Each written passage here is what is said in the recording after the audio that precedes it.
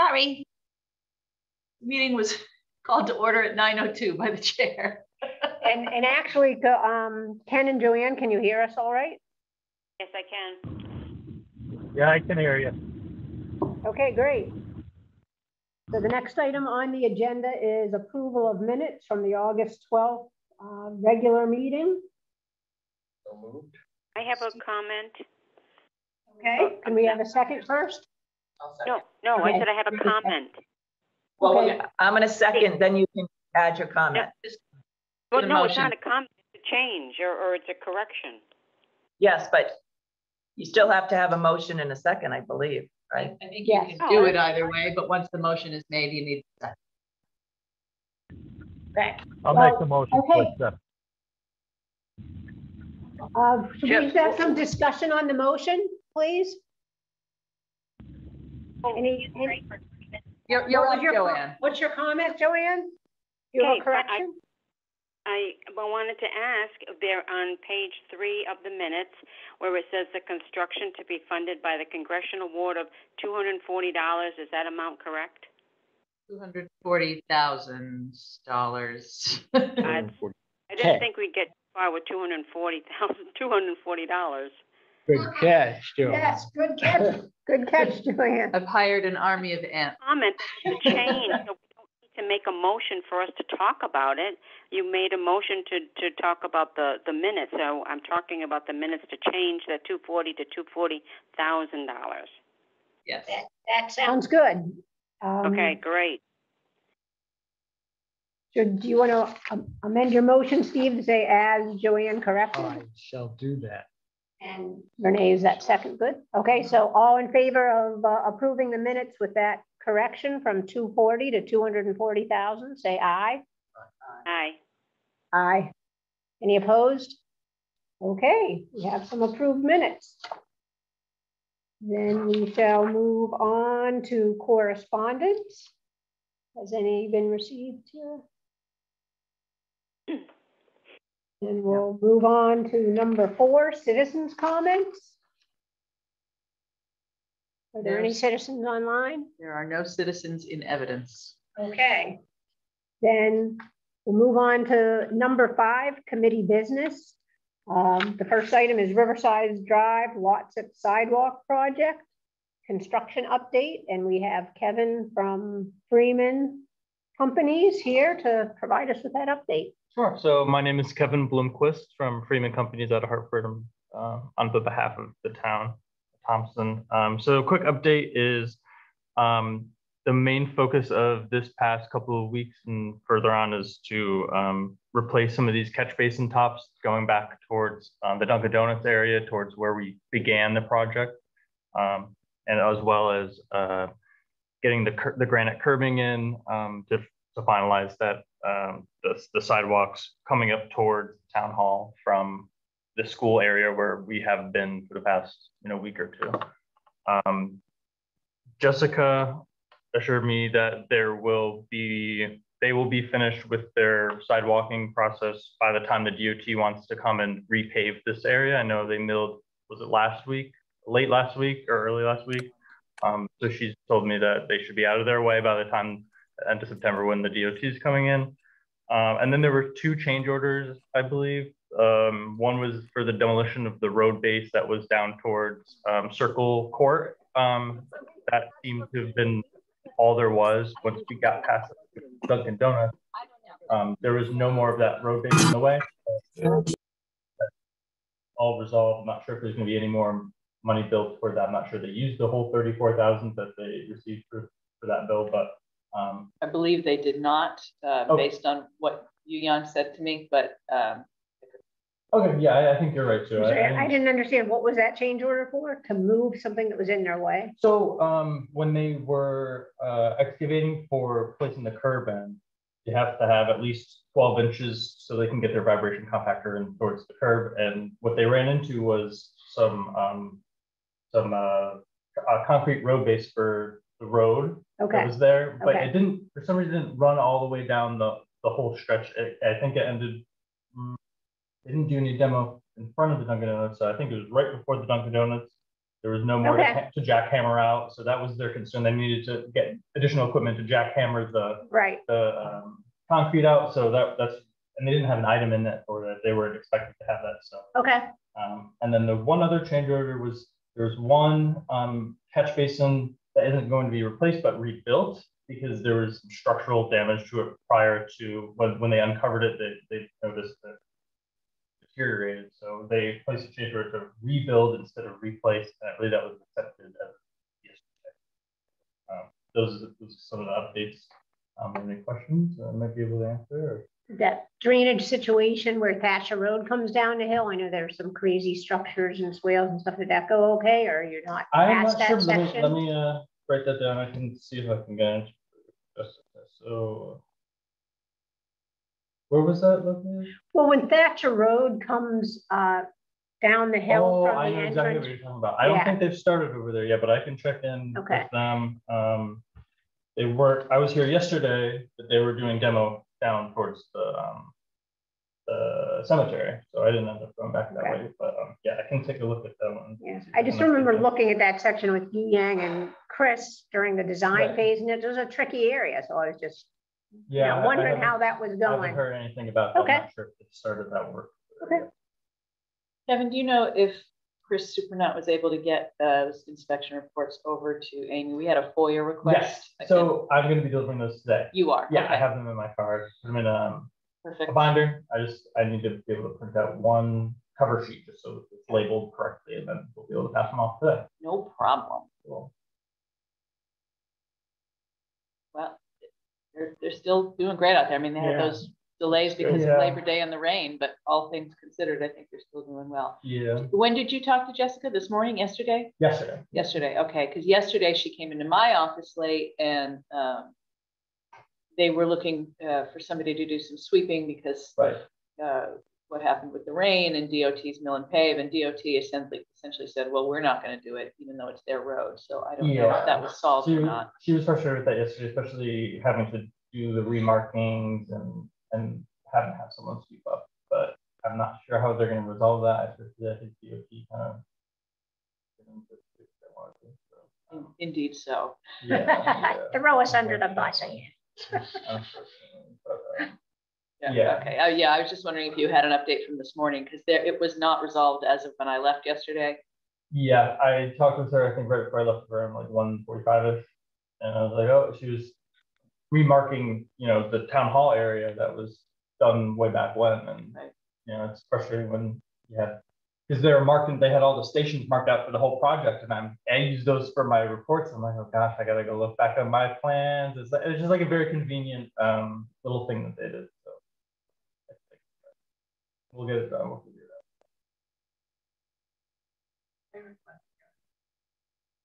out. There is a gentleman who made an insurance claim against the contractor essentially because he ran himself into a ditch, not paying attention.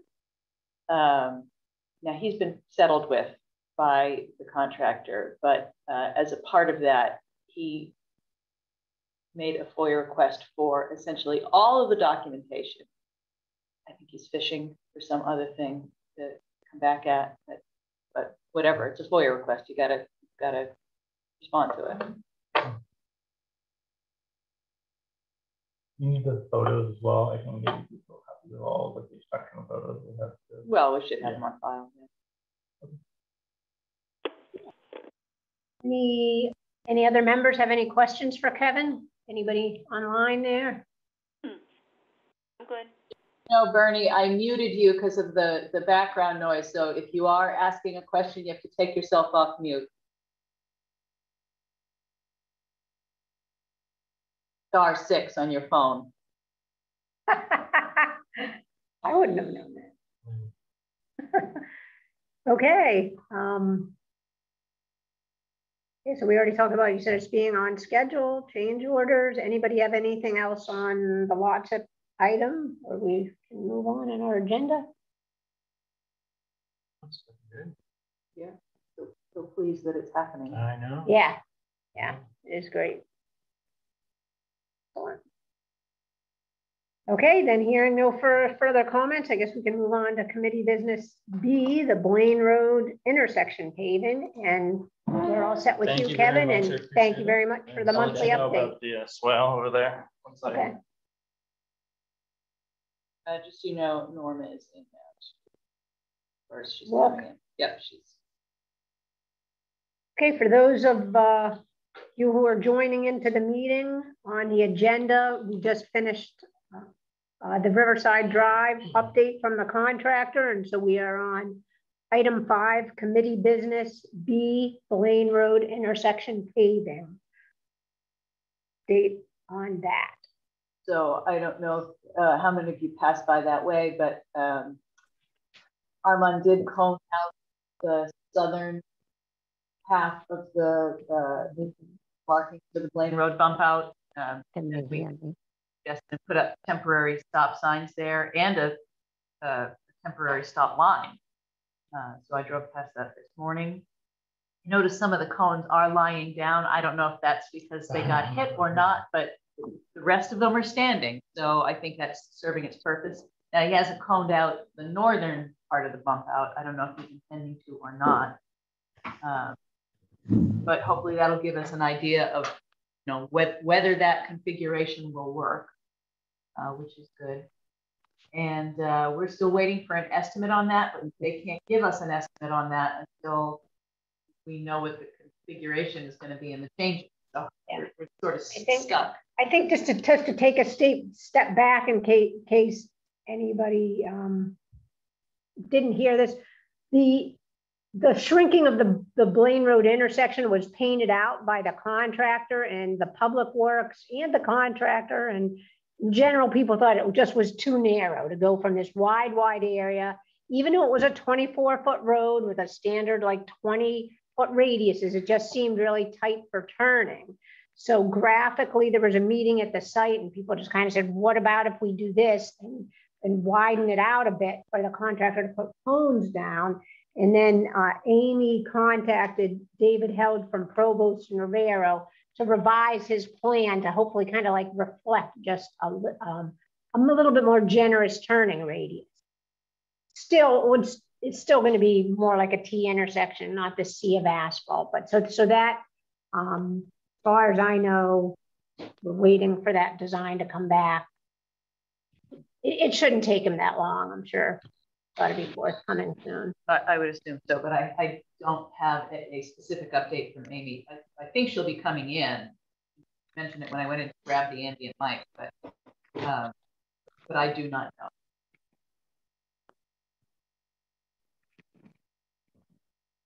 Does anybody have any questions or comments?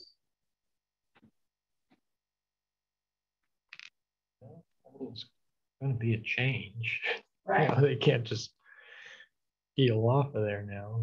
You have to make a conscious turn. Right, you have to make a right-hand turn. Yeah, I will say, until they cone off that northern piece, it is still a free-for-all. So I've been trying to generally observe the pavement markings when I take my turn.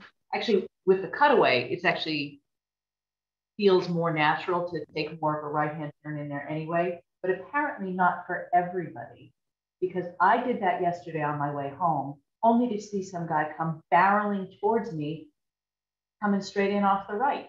Oh. So now I'm always looking for that because obviously I live there and I know, but it's just crazy. And that's of course what it's been like the whole time, right? Just people taking whatever lefts and rights they want. Right away, what is that? Freedom. Yeah, I think the cones is a great idea that really can physically alert people that this is this change is coming and give them a chance to practice it, figure it out. Yeah, and it is even with the cones just on the northern piece, no, the southern piece, just on the southern piece,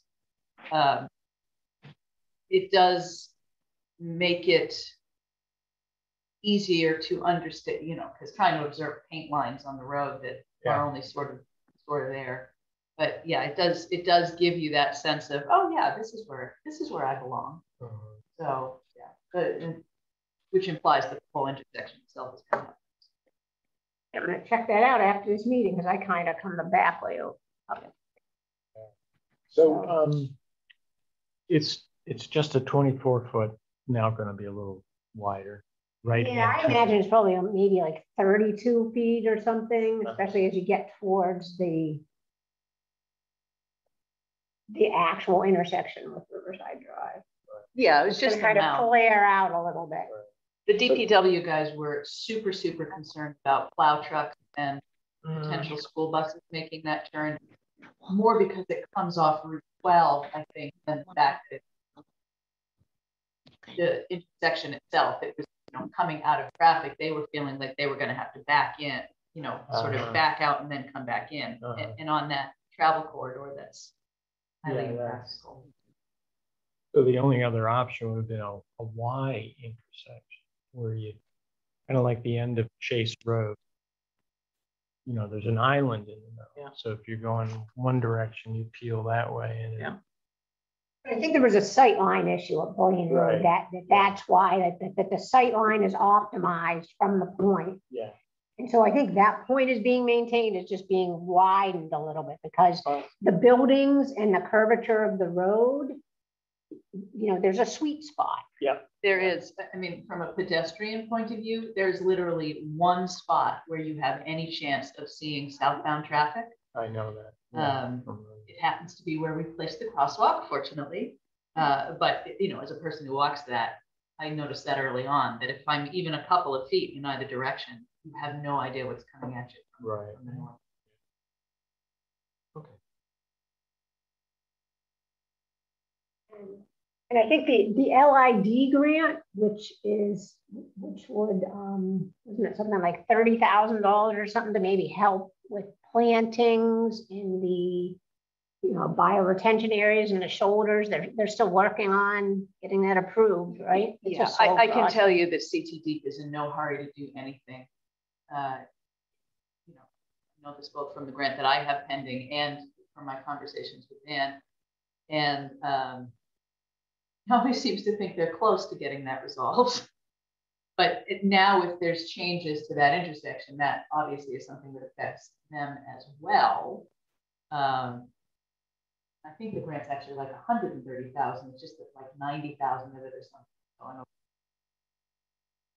It was a surprisingly big grant. Yeah, and then we're diverting some over to this. Yeah, I guess this portion that was about in that ballpark, right?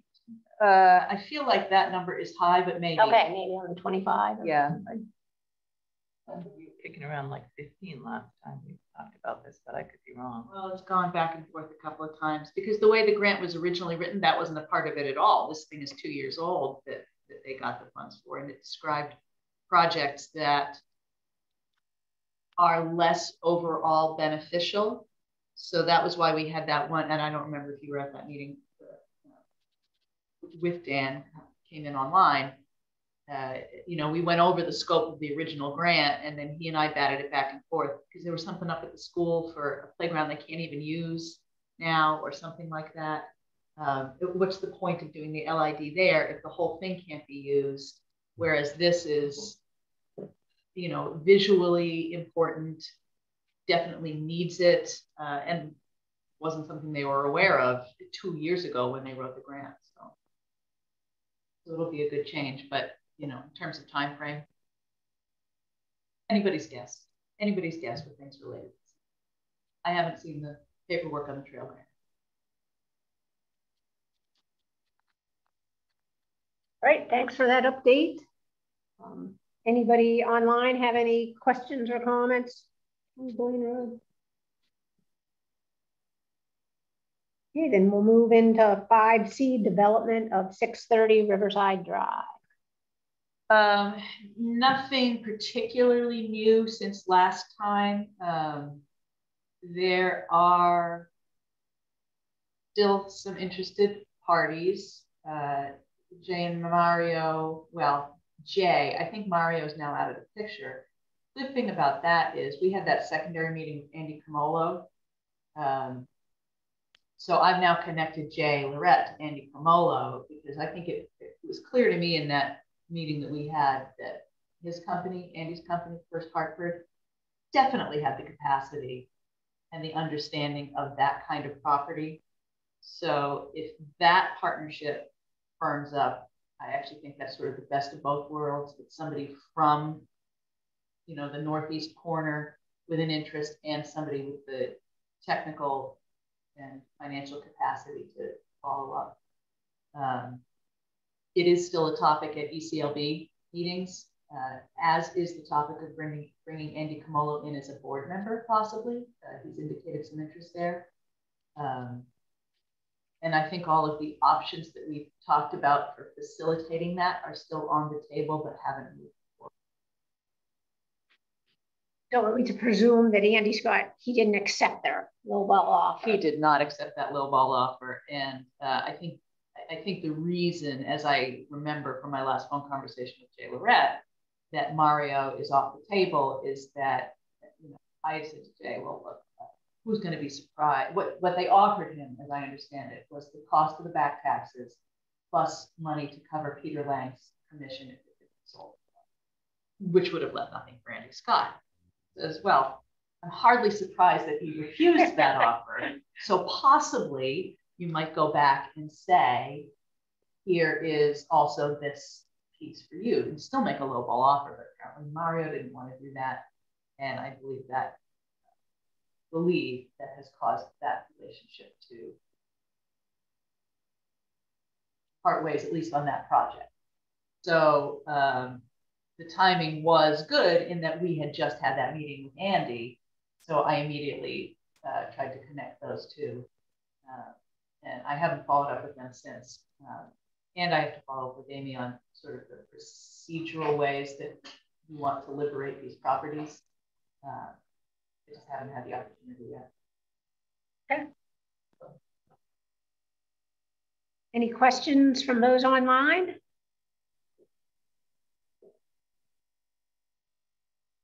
And I guess we can move on to item D, the general river mill update, like with the cleanup grant and anything about the FEMA flood map appeal. The brownfield cleanup grant is in the same holding pattern it's been in for forever for the same reasons. Pam and John have tried to break through Andy Scott's resistance to signing. To this point, they have not. We are really waiting for them to tell us they've had enough waiting on him. And I think we're going to move on that alternate strategy. But John's like a super optimistic guy. He always thinks that you can break through to people, but the rest of us, our patience is fraying on this issue. And I would just really rather get it done. There is apparently a rumor mill spreading that work is starting over there in December. I don't know where that's coming from. I haven't said that to anybody, but somebody sent me an email saying, oh, I heard that they're going to start construction over there in December. I'm like, Construction. Maybe the cleanup, but even then, if they can't get that signed. Yeah, so I don't know what the source of that. I know who emailed me. I don't know what the source of this information is. So I just don't pay attention to anything you don't hear from me or Janet or Amy. It's all just rumors. In terms of the FEMA flood mapping, Pam and John and I had a con call with just Courtney, or was it? Well, we had two. We recently had a con call with Rep. Courtney and one of his aides about, hey, we've submitted our appeal. We're not asking anybody to interfere on the facts because we're confident with the facts, but FEMA has essentially told us that they'll get to it when they get to it. That doesn't work for anybody. They understood that very clearly. I sent a follow-up email to Julia and Ianti, Rep. Courtney's aides, either at the end of last week or early. I think I did it on Tuesday, the day after the holiday, and I haven't heard back from that yet. Essentially, I just want to know from them, you know, how long do you want me to wait until I start pestering FEMA? So Are you hoping that they're going to also just behind the scenes or somehow Yeah, well, that's what we Sure. asked. Yeah. That's what we Okay. asked Rep. Courtney to do. There was a brownfields like round table thing the week before Labor Day weekend, which I attended because I knew Joe and his aides were going to be there, and that was when we set up the call. So, you know, they definitely understand that it's not really acceptable for an economic development project of that magnitude to be hung up on, we'll get to it when we get to it. That doesn't work for anybody. And it was my understanding that there was another community. I think Diane Ikovic might have mentioned like Jewett City or something, who's all part of the same That sounds right. study, who were also appealing. So they probably have an economic development project on the river as well. So you would think you might look at that.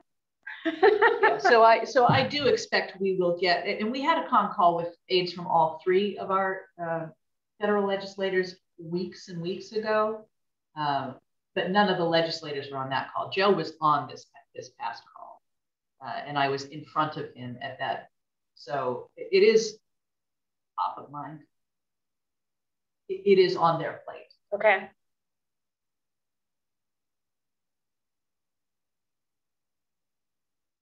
Anybody else?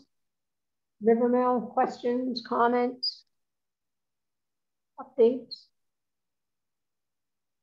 Okay, then I guess we'll move on to a potential new project, Main Street reconstruction. The consultant bids are in. We received 5 from some familiar players and some new players. The 5 bidders were Freeman, WMC, AIE, I forget what that actually stands for, Beta, and GM2. Janet, Steve, Joe from the DPW garage, who's one of the crew chiefs, and I are going to be the review panel. I have not looked, Janet, at your RFP to see what we set as a time frame. Do you remember off the top of your head for review? I don't remember. Okay. And I think that RFP, we should make sure that Steve has a copy of it too, so he knows if they were responsive to the RFP. Yeah. Yes. I've already been through them once and did a preliminary scoring on mine. But Steve and I haven't even seen ours yet. We were going to pick them up today. Yeah. And this is for the design of basically reconstruction of the pavement and sidewalks and curb and curb and drainage, whatever. It's reconstruction of Main Street.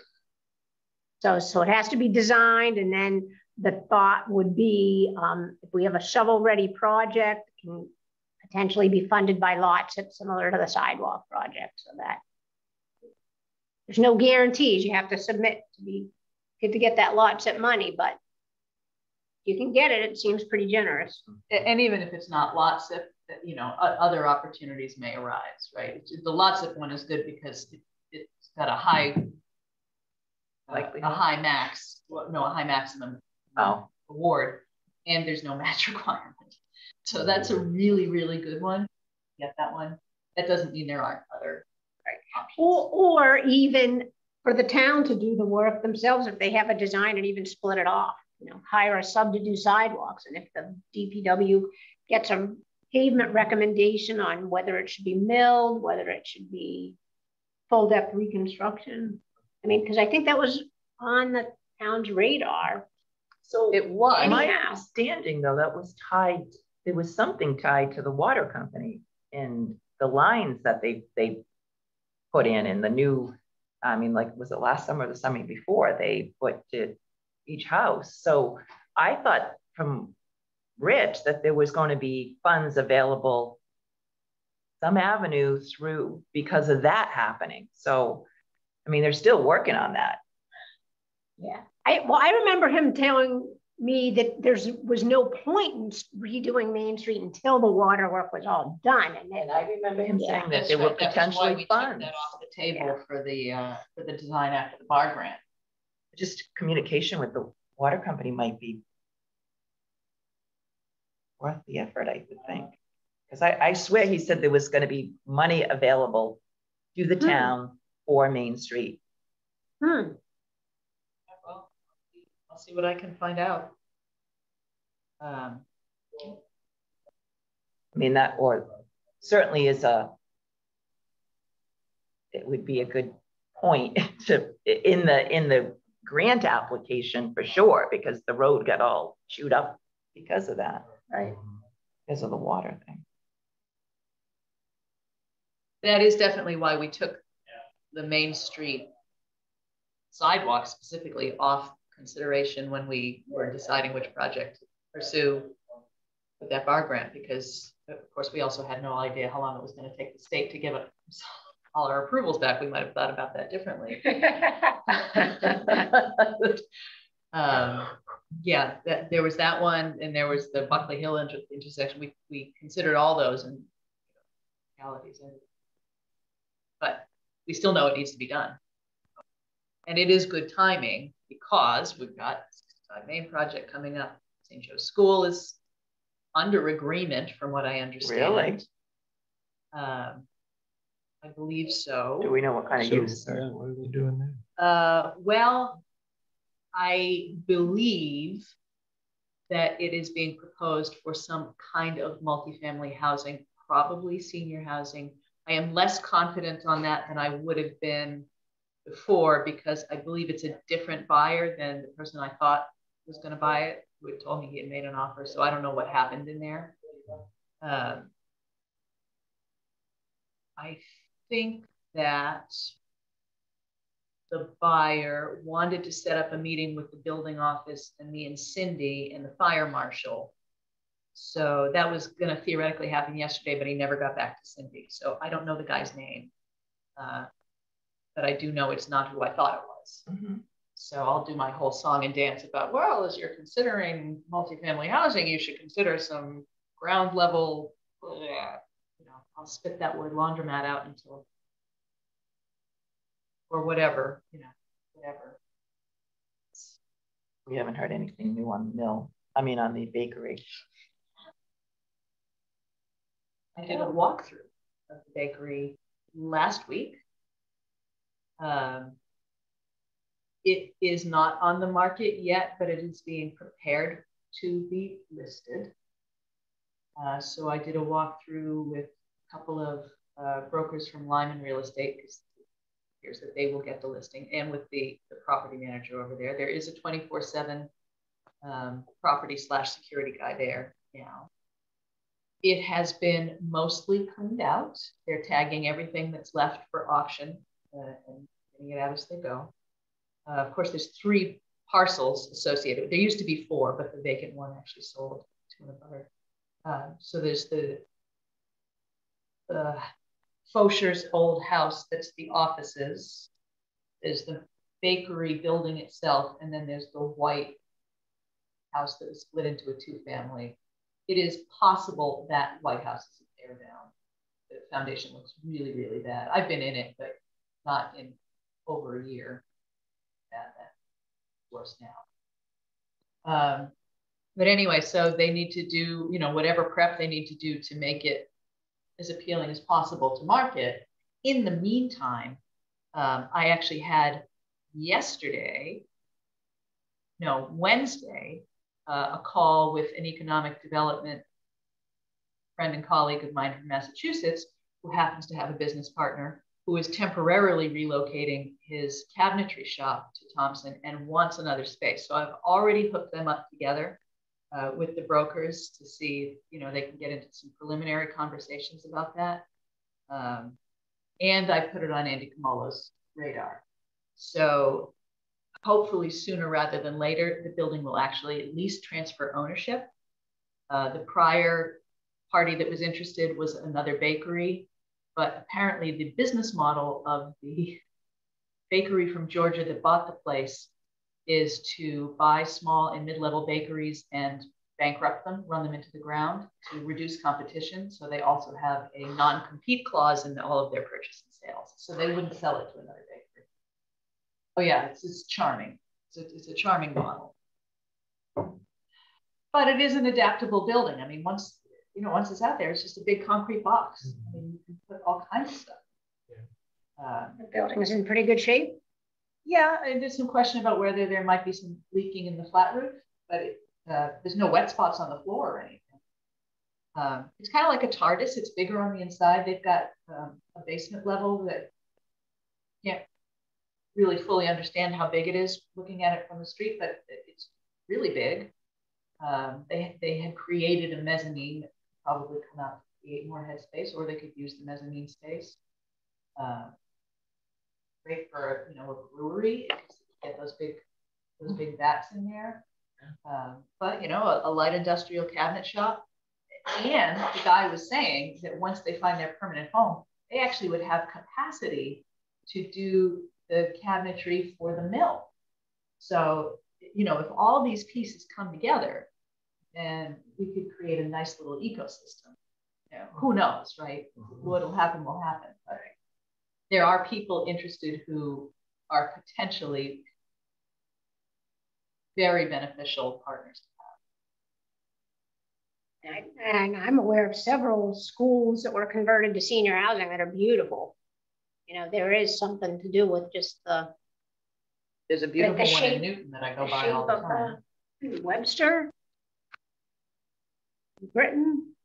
Yeah, so that's I mean, I could definitely see that. I don't know any. I have no inside information, but I could definitely see St. Joseph's being converted to senior housing. I would say that's almost certainly going to be a part of what gets done. I've not heard anybody say anything other than that, with the exception of adding some other stuff in there. Maybe. I don't know how the parking would work out with the church, but there's a lot of pavement there for parking. Unlike the mill, where I think the parking lot that's next to the school will go with the school, and the other parking lot is staying with the church. Right. Yeah. Good.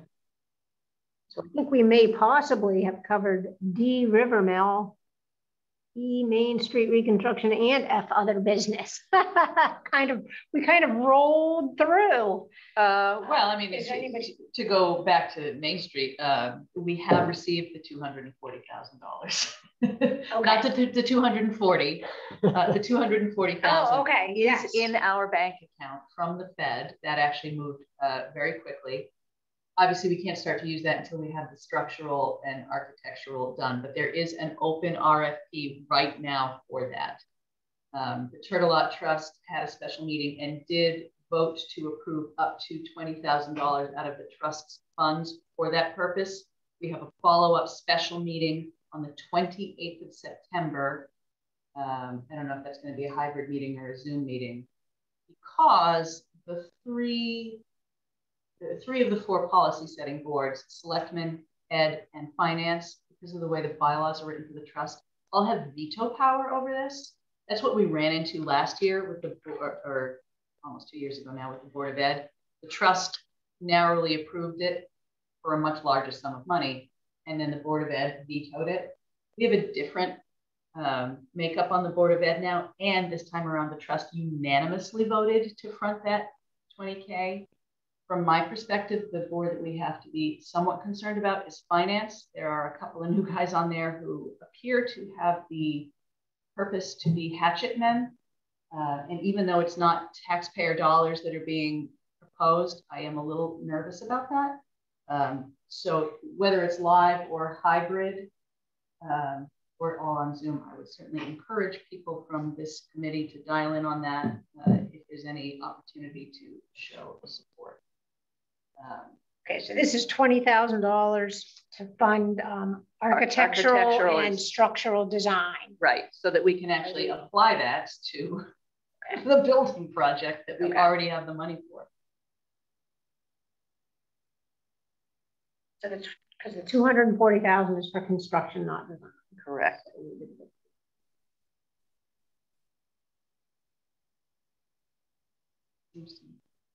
Oh, that's a hard way to get things done. Have to get approval by all those other committees. It's ridiculous the way they wrote those bylaws, but whatever, they are what they are. And I have no control over that. And then the last piece is I sent over that, I get a weekly grant newsletter, and their T-Mobile has a grant which apparently has no match requirement, $50,000 for shovel-ready. I would say they're placemaking projects that they're looking for. The things that they talked about were parks.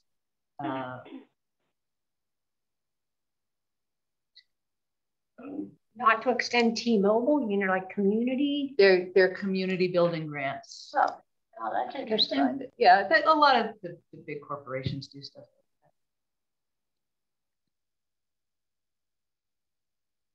that. Bear with me. Except I can't do it from this.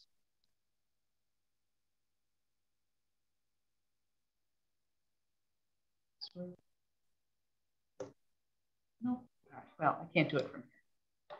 Oh, I know how I can do it. I know how. Because I sent it to you guys yesterday.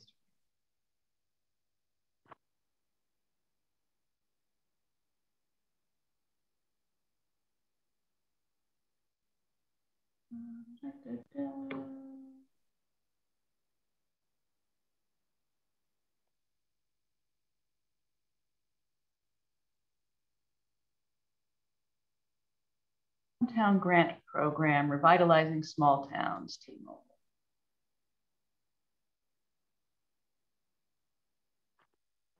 Share this with the hometown grants. Find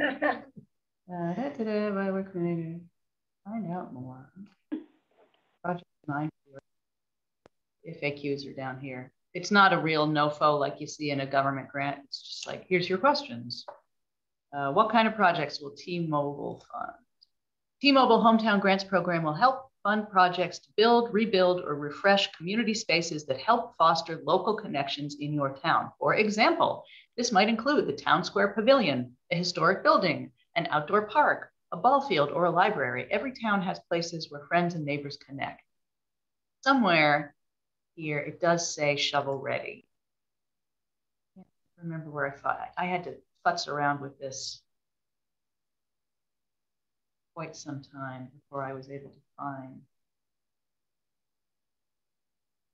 Here we go. Here we go. Right there. Shovel. Yep. Full proposal should be 3 to 5 pages. Yeah, shovel ready plans. The other good thing about this is they have 4 rolling annual deadlines. So there's one coming up in September. I don't know what day in September. I'm obviously not going to make that, but I could easily develop a 3 to 5 page proposal for a project between now and sometime in December. The question is, what project would that be? I have already thrown grants against the wall for all of our major projects, and most of them have been So is this, funded. it's also for refurbishing? Yeah, I mean, it's. So I'll throw this out Community there. spaces. I will tell you the Riverside Park is in desperate need of the guardrail. There's, you know, issues with some of that. The gazebo needs work. The paving is, you know, needs to be done. I mean, and it is a, you know, a space for using all the time. Right, very public. Yep.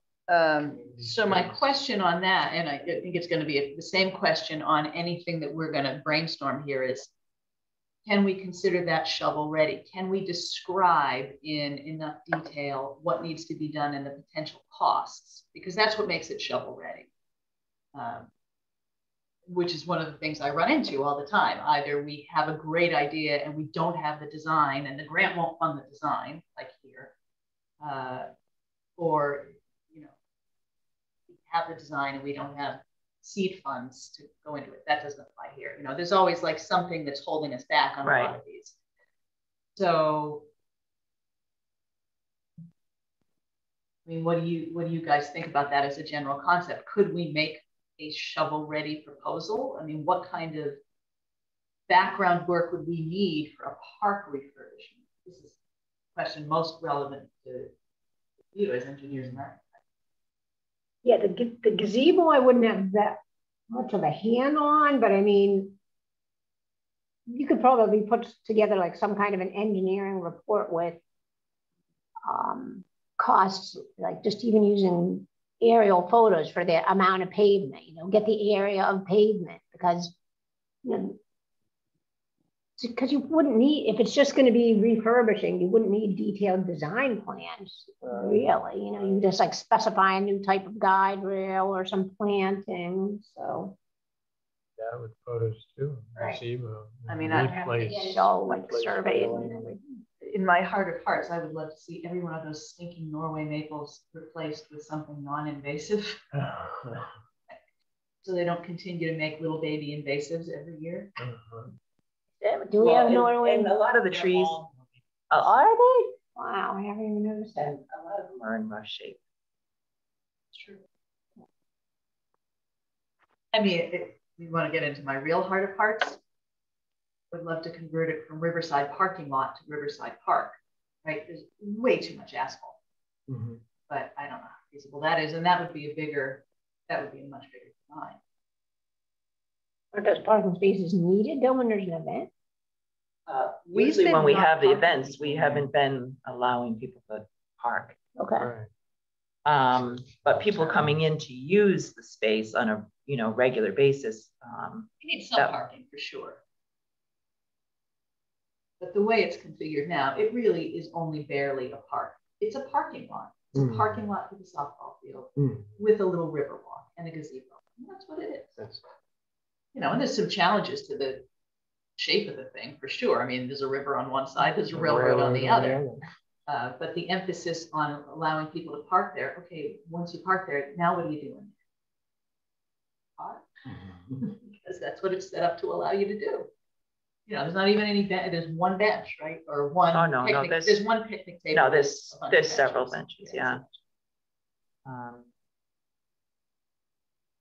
I mean, it ties into the footbridge and goes out. I mean, it ties into then heritage too. I mean, you can go from one to the other. But maybe we make more of an effort to make that tie in. I don't know. I mean, because the whole stretch, even where you go over the footbridge, that's another issue, is in rough shape. Is it? Rough shape. When we went out there 3 years ago. 3 years ago now. Feels like it. Yeah, some of those Just about. Yeah. So I guess I would suggest this. I think the general idea of a revitalization of Riverside Park as a proposal into this makes sense. We've got to narrow it down to $50,000 or less of work. Right. So, which means not the footbridge. Which means identifying a discrete project within that revitalization concept that makes the most sense, that we can get cost estimates for, that would be shovel ready, that I can then submit. And you know, it's obviously a national corporate grant. It's likely to be highly competitive. Right. Who knows? Right. But I can reapply every quarter until they give me some money. Exactly. And it requires no match from us. So I think it's probably worth the trouble. Well, maybe at our next meeting, we could schedule a site walk. Sure. After the meeting, or have the meeting at the gazebo. I know we've done that before. The thing is, well, I don't know, maybe wouldn't have this set up. Maybe it would just have to be in live if we had the meeting over there, but I don't know. Yeah, I mean, there's no real way to do a hybrid meeting as a site walk. We don't have mobile mobile Zoom technology. Yeah. But I don't know, just throw that out. I don't know. Yeah, so well, I think it's good to get eyes on it because you don't know the condition until you're like, you look at it. Okay. Even the light poles down there, I think it probably need work. I mean, the whole thing, I know you have to narrow it down. So you have to figure out what the priority is. And $50,000 won't get you much exactly lighting. So I think we can probably take that on. Does anybody have any other ideas of things, shovel-ready projects for the T-Mobile grant? Or easily made shovel Or ready. easily made shovel-ready projects? Well, what about the school playground? They have any designs or estimates for that? Because that's not impossible. That's pretty quick. That's pretty easy to, because the companies that sell that equipment will come up with a design like that. Is that the one in the back where they got some new? Where you did all that design I about just redid something though this summer for them because they bought some equipment and they needed to place it somewhere. So I did like a little grading plan so that they could see where it was going to fit in. for whatever Bill reason, they're Birch. saying it's not safe. I don't know the It details. was deemed, yeah. Is that the one that's got all the erosion undercutting it? There was something I saw a picture of that had all kinds of erosion undercutting like the edge of where the playground was. Well, you know the area because Yeah, I know the area. I mean, if somebody I don't know, who would know? Like, would Bill Birch know? Yeah, Bill. So if that project is still being, I don't know that it's on the table, but it's the playground. Well, I don't know that 50,000. I thought Would it was going to cover be like 100,000 for a new playground. Crazy like that. Well, if they're talking about any equipment, playground equipment pretty much starts. Not entirely, obviously. You can get individual. Well, and freestanding pieces, you can get, yeah. Well, I mean, you're at a school, so you're looking at accommodating a larger number of kids than you would, like, say, in a park. Something to do with surfacing too. Yes, So. right. Somebody was just mentioning that to me. I don't think it was you. Well, because it's not, they haven't Because put the new surfacing in. Mulch isn't like, I always thought mulch wasn't acceptable as a surface on the new playground. So It had to mulch be isn't, but there is a playground surfacing, but you are probably better off going with like the rubberized, which is big cost. Well, I can look into the needs of the school playground. I suspect that the feeling that $50,000 won't cover a project of theirs is probably correct. So let's loosely plan on the October meeting, Riverside Park walkthrough. Then maybe we can identify what we think would $1,000 worth of work into. maybe it's just the gazebo, Right. you know? Upgrades to the. Or is that not as I bad? think the upgrades to the gazebo that like, no, I don't think they've got a few thousand put aside for the gazebo work, which, yeah, if we can have a bigger impact on the whole, like the pavement and all of that, to me is like, and the trees even too. I know there's a lot of trees down there that are like, should go. So I don't know. Should we start the meeting here if it's inclement weather and have it at the end of the agenda and move over there? Or just have the meeting over there? That's fine. Okay. Yeah, that's fine, because we'll have some of this other stuff to talk about. All right. So I'll put on the agenda, what are we going to call it? The T-Mobile Hometown grant. Wouldn't that be cool if we could get hometown to match it? Right. I tried to go to them for a large, because they do like, essentially all you have to do is send them a nice letter and they'll send you between like $1 and $5 grand depending on the project. I tried to get them on an early round for 65 May and I asked them for like 40 grand, which at the time I thought was so much. They sent me $1,000. Which I still have because it's restricted to use over there and I've got nothing I can only spend $1,000 on. Well, you could put it towards that design. Yes, we can and probably will supplement design. $1,000 won't get me much design either. Yeah, I guess that covers. Yes, I guess we just maybe if it was online. Amy came into the meeting. Is Dave Held going to get a new design soon? He's supposed to. I'll reach out to him again. Okay, I great. met with him last week, I think it was. Yeah, that was. He was supposed to. He understands the urgency. Great. And then having to get it to District 2. Recommended I call Carlos and say, hey, I'm sending this over to you.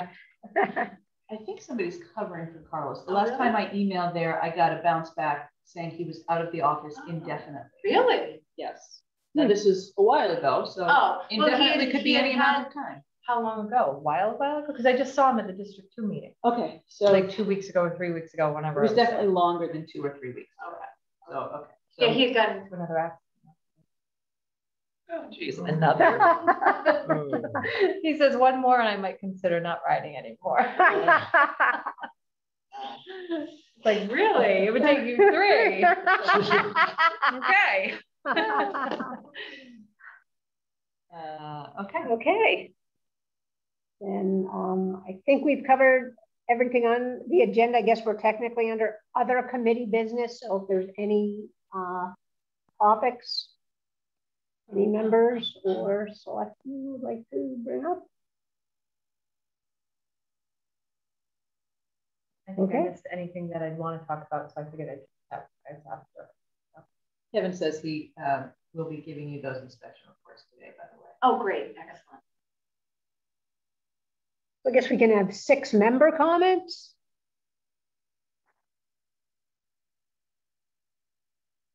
First. Then I think we have wrapped up our agenda for the September meeting. So adjourn this meeting and have one in October. Yeah, at 9:58. Thank you, everybody. Sorry, I ended up with someone coming in to talk about our security officer.